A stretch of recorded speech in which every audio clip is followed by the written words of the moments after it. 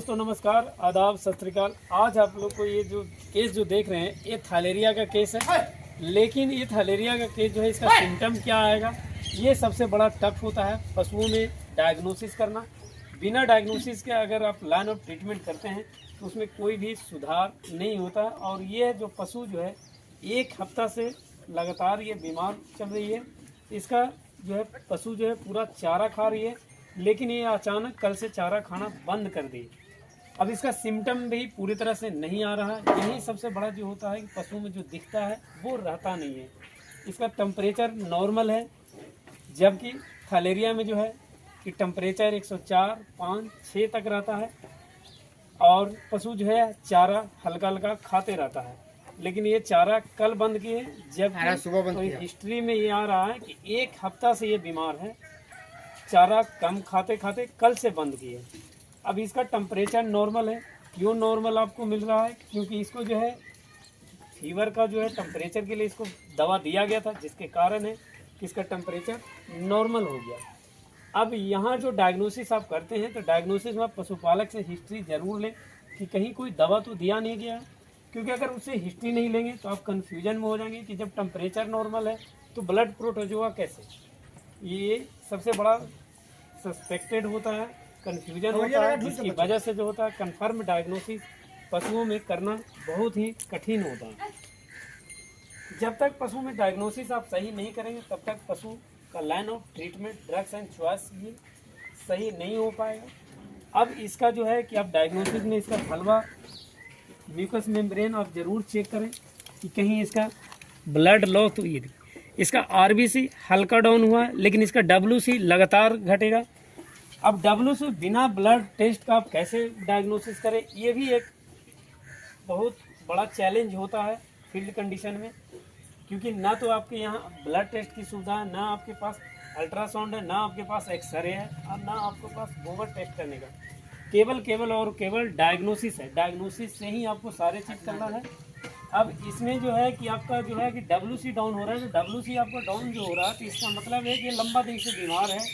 इसका लक्षण दो ही आएगा, एक तो फैट लॉस होगा और इसका मिल्क लॉस होगा, दूध घटेगा और शरीर जो है लगातार सूखते जाएगा। ये आपको सिम्टम जो है आपका आएगा, जिसमें आप समझ सकते हैं। क्योंकि पशु जो चारा खाते रहता है तो पशुपालक के द्वारा ये सोचा जाता है कि ये ठीक हो जाएगी, धीरे धीरे ठीक हो जाएगी। नया जानवर आया है जिसके कारण है चारा कम खा रही है। और ये थायलेरिया के जो सिम्टम है उससे अगर नहीं पकड़ा रहा है तो आप फिर ये लिम्फ नोड देखें। कैपिलरी लिम्फ नोड जो होता है वो बढ़ा हुआ था। लिम्फ नोड देखने के लिए आपको सबसे आसान तरीका है कि यहाँ से इस तरह के उंगली करेंगे चारों, तो ये देखिए यही जो है नोड्स है। नोड्स जब भी बढ़ता है तो दो ही बीमारी में बढ़ता है, एक वायरल बीमारी में और एक ब्लड प्रोटोजोआ बीमारी में। वायरल बीमारी में लंपी स्किन या तो फिर ऑन एफएमडी वगैरह में जो है ये लिम्फ नोड बढ़ता है, क्योंकि इसमें जो होता है वाइट ब्लड जो होता है जो बाहरी बीमारियों को जो है रोकने का काम करता है। ये जो लिम्फ नोड है ये ब्लड प्रोटोजोआ के कारण बढ़ा हुआ है, क्योंकि ना तो इसको लंपी है ना तो इसका जो है एफएमडी है। और दूसरी साइड जो आप लिम्फ नोड देंगे उसका इलाज नहीं रहेगा।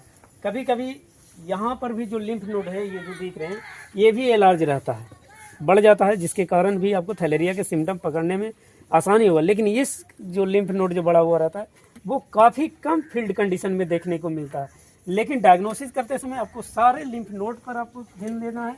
कभी कभी यहाँ का जो कंजक्टिवा है वो भी बाहर आया हुआ रहता है, जो थायलेरिया का सिम्टम आता है। लेकिन लिम्फोसार्कोमा में भी ये और कीमोसिस में भी इसका जो है कंजक्टिवा जो है वो बाहर आता है। उसकी डायग्नोसिस करने के लिए कि आपको तीनों से आपको रिप्रेजेंट करना है कि इसमें कौन से सिम्टम आ रहे हैं, कौन से बीमारी में कौन सा सिम्टम आता है, उसकी पूरी आपका इटियोलॉजी पता होना चाहिए। थैलेरोसिस जो होता है पार्वा और एनोलता जो ब्लड प्रोटोजोआ होता है, जिसके कारण जो होता है ये बीमारी होता है।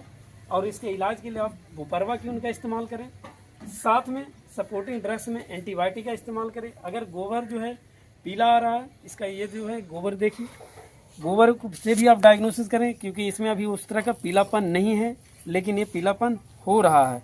ये धीरे धीरे हल्दी की तरह एकदम पीला हो जाता है, क्योंकि जो लग रहा है कि जैसे जॉन्डिस के लक्षण आने लगते हैं। तो इस तरह करके आप डायग्नोसिस करें। ड्रग्स एंड चॉइस में इसका जो है वो बुपरवा क्यून है, बुपरवा क्यून का इस्तेमाल करें और ये पूरी तरह से ठीक हो जाता है। ये ठीक होने वाला केस है। इस तरह की और अधिक जानकारी के लिए चैनल को सब्सक्राइब और लाइक करें। धन्यवाद।